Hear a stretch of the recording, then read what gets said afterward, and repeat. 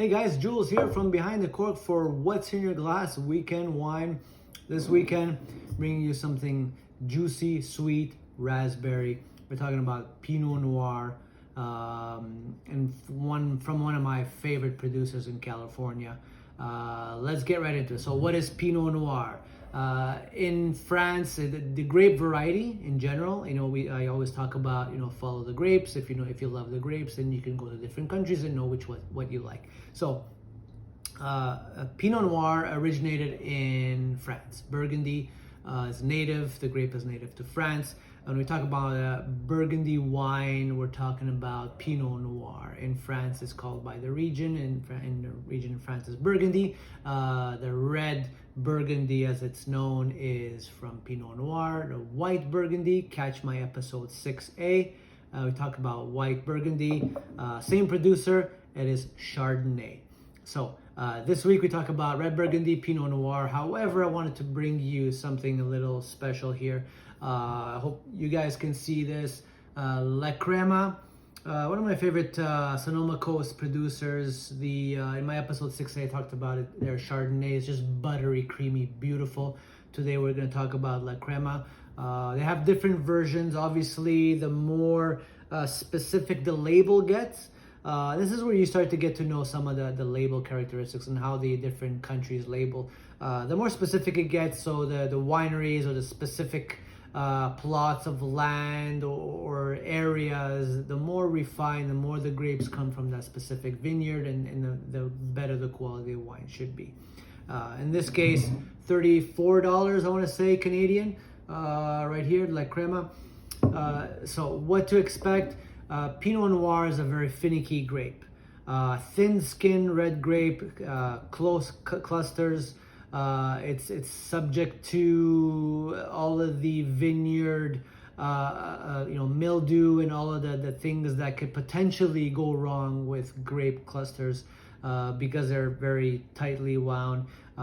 They like specific areas, specific climates, specific soils. That's why the countries that do it well do it really, really well, because they know, again, where to plant the grape in a specific area. In general, however, for everyone's sake, Pinot Noir prefers colder climates.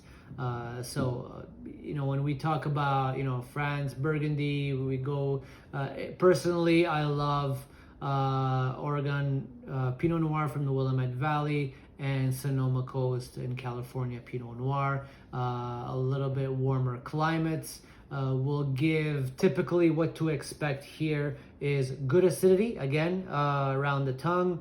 It's going to make your mouth water. It's just, beautiful sensation that wine gives you. You're going to get, depending on if it's a cooler climate, you're going to get cherries.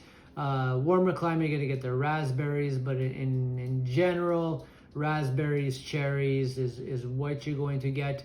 There's a key characteristic, however, that some people don't like in Pinot Noir, especially if you're talking about Burgundy Pinot Noir, and that is the earthiness of this grape variety. Some people call it barnyard, just kind of, that's probably the best way people describe it. Is just the smell and the taste of just manure. And it's this earthiness, umami flavor. In the best examples, it comes across as mushrooms, which is really, really nice.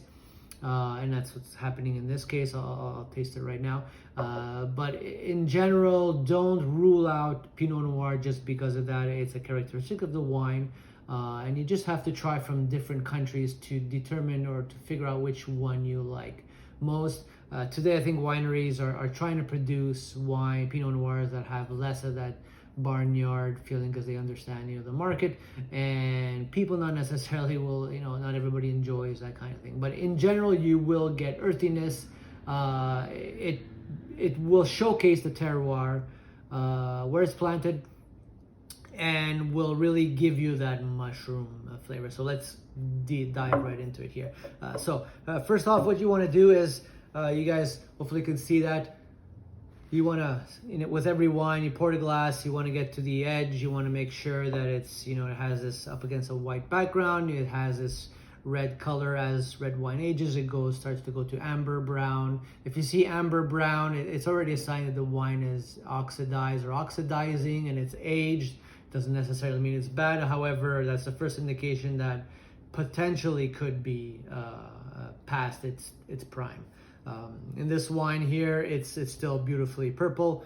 Then the second is you want to initially get the first aroma, and this is where that barnyard hits you typically, and you say, "Whoa, okay, this wine is bad. It tastes rotten, tastes of manure." But don't discount it just yet. And then what you want to do is you actually want to get oxygen in it. So you want to swirl it. Probably the safest way is swirl it on the table, and then get that second sniff. And that's going to introduce oxygen. It's going to really showcase the flavors. It's going to burst the flavors right into your nose. And you're going to get dramatically different aromas coming out after you introduce the oxygen. And then the third, obviously, is the taste.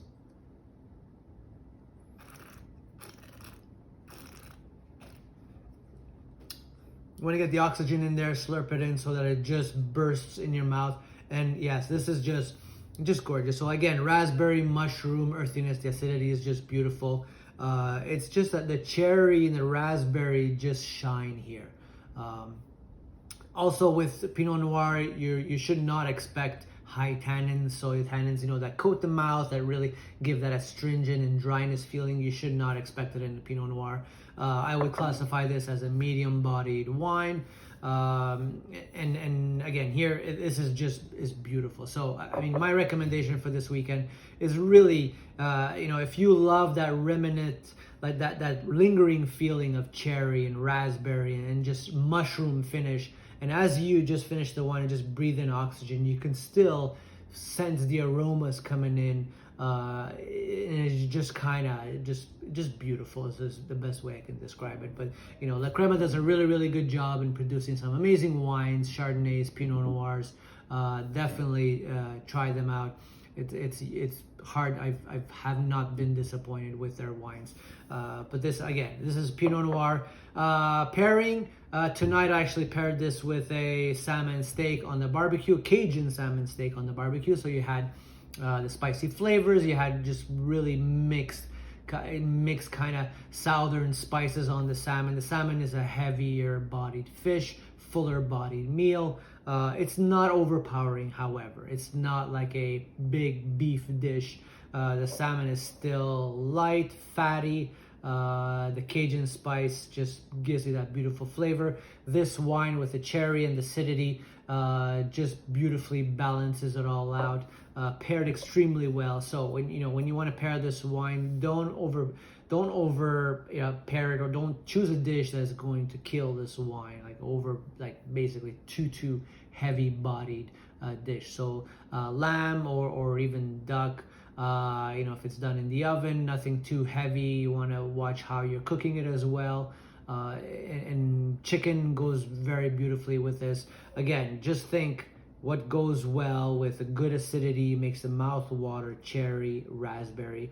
What I love to pair Pinot Noir with, especially from California and from Oregon, I love to pair it with spicy dishes, because the flavors that it gives you, the raspberry, the cherry, gives the impression that there is sweetness in there. There is, no mistaking, this is a dry wine. There's no residual sugars. So it's just the impression. However, it's good enough to offset any spicy dish. So this is what I love to do with my Pinot Noir. So try it out. In my past episodes, I talked about pairing wine with spicy dishes. You can catch that as well, but Pinot Noir is definitely one of the ones you can try. So that's about it. Hopefully you guys like this wine for this weekend. Again, La Crema. Source this one out, $34 Canadian. Let me know what you think. If you like this video, follow. And then that's about it. Give me any suggestions you would like. But until then, we continue tasting. So Jules here from Behind the Cork. Have a good weekend. Cheers.